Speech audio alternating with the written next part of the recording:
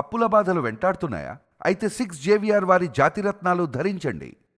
నమస్తే, welcome to our channel. నేను మీ సిరి. ప్రస్తుతం మనతో పాటు ఉన్నారు వంటింటి చిట్కాల master, ayurvedic doctor Chittibotla Madhusudana Sharma garu. Doctor గారితో మాట్లాడదాం. డాక్టర్ గారు నమస్తే.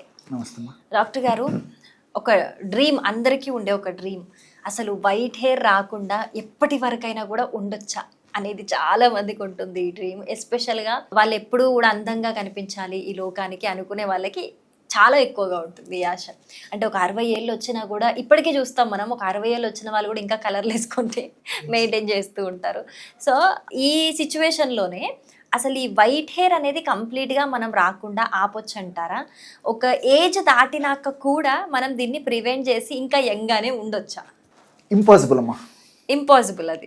ఓకే, గన్షాట్గా చెప్పవచ్చు. వయోధర్మంలో భాగంగా, దేహధర్మంలో భాగంగా, శరీర క్రియల్లో, శరీర ధర్మాల్లో భాగంగా కొన్ని మార్పులు జరగడం సహజం. కంటికి సంబంధించినటువంటి సమస్యలు వస్తుంటాయి, తర్వాత చెవుకు సంబంధించిన సమస్యలు వస్తుంటాయి, మోకాళ్ళకు సంబంధించిన సమస్యలు వస్తాయి, చర్మం ముడతరపోవడం ఇలాంటి సమస్యలు వస్తుంటాయి. ఇవన్నీ దేహధర్మాల్లో, వయోధర్మాల్లో భాగం. ఇందులో భాగంగా వెంట్రుకలు కూడా క్రమక్రమంగా వయస్సు వచ్చే కొద్దీ తెల్లబడడం సర్వసాధారణం.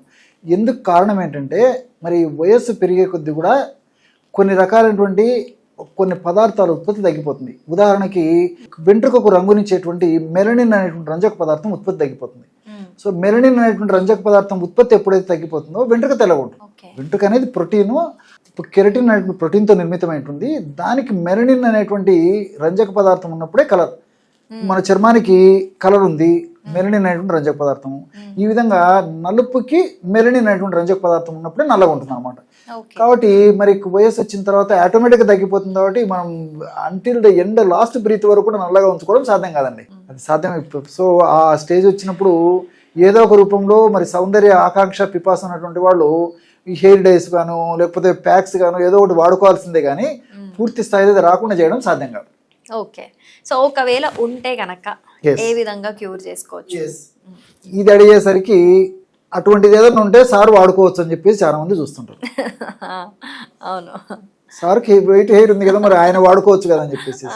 సో నేను దీనికోసం అంటూ ప్రత్యేక శ్రద్ధ తీసుకున్నటువంటి ఇంతవరకు లేదు, ఇంతకుముందు తీసుకోలేదు, ఇప్పుడు తీసుకోలేదు, భవిష్యత్తులో కూడా తీసుకోవాల్సి ఉంటాయి. అవసరము, అపేక్ష, ఆకాంక్ష నాకు లేవు. కాబట్టి ఎటువంటి శ్రద్ధ తీసుకోలేదు, ఈ పరిస్థితి ఉంది.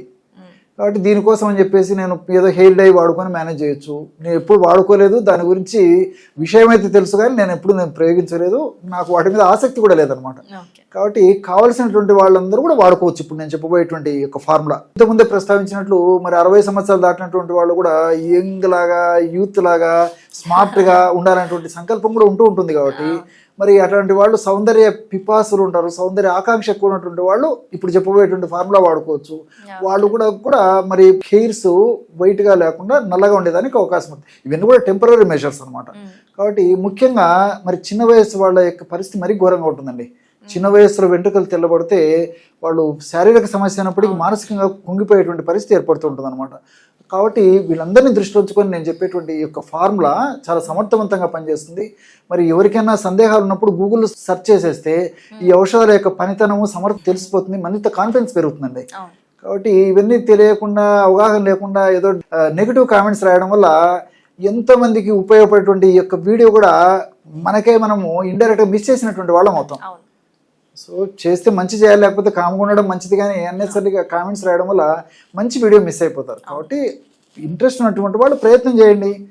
ఇదేదో ₹1,00,000 కూడా ఖర్చు కదండి, ఎవరింట్లో వాళ్ళు తయారు చేసుకుంటున్న ఔషధమే కదా. సరే, ఏది ఏమైనప్పటికీ ఫార్ములా చెప్తాను చూడండి. ఈ యొక్క ఇప్పుడు చెప్పబోయేటువంటి ఫార్ములా కూడా జస్ట్ ఒక అవసరాన్ని బట్టేసేసి వారానికి కానీ 15 రోజులకు ఒకసారి కానీ వాడుకుంటే సరిపోతుందండి. ఒక ప్యాక్ చెప్తాను చూడండి. ప్యాక్ తయారీకి ముందు ఒక పౌడర్ తయారు చేసి పెట్టుకోవాలి మనం. ఎలాంటి పౌడర్ తయారు చేసుకోవాలంటే, దీనికి బావంచాల చూర్ణం ఒక 50 గ్రాములు తీసుకోవాలి. బావంచాలు అని చెప్పేసి మనకు మార్కెట్లో దొరుకుతాయి. బావంచాల చూర్ణం కూడా మనకు మార్కెట్లో దొరుకుతుంది. ఉసిరిక పొడి ఒక 50 గ్రాములు తీసుకోవాలి. గోరింటాకు పొడి ఒక 25 గ్రాములు తీసుకోవాలి. నీలి ఆకు పొడి ఒక 50 గ్రాములు తీసుకోవాలి. సో ఈ 4 పదార్థాలు నేను చెప్పినట్టు రేషియోలో ఈ విధంగా తీసుకొని, దీనికి ఈ 4 పదార్థాలకు తోడు మనకు మార్కెట్లో దొరికేటువంటి ఒక స్పెషల్ ఆయుర్వేదిక్ భస్మం ఉందండి. దాన్ని లోహ భస్మ అంటారు. ఐరన్తో తయారు చేస్తారు. ఆ లోహభస్వాన్ని మనం వేళ్ళ దగ్గర అప్లై చేసుకున్నప్పటికీ కొద్దిసేపు ఉంచుకుంటే అంత నల్లగా అయిపోతుందండి. సో దాన్ని ఐరన్తో తయారు చేసినప్పుడు భస్మం, దాన్ని ఒక 10 గ్రాములు కలుపుకోవాలి. మార్కెట్లో ఆయుర్వేద ఔషధ విక్రయశాలలో లోహ భస్మం అని చెప్తే ఇస్తారండి, లోహ భస్మ. సో అది ఒక 10 గ్రాములు కలుపుకుంటే సరిపోతుంది. ఆ లోహ భస్మం కూడా వెంట్రుకలు నల్లబరిచేదానికి సమర్థవంతంగా పనిచేస్తుంది.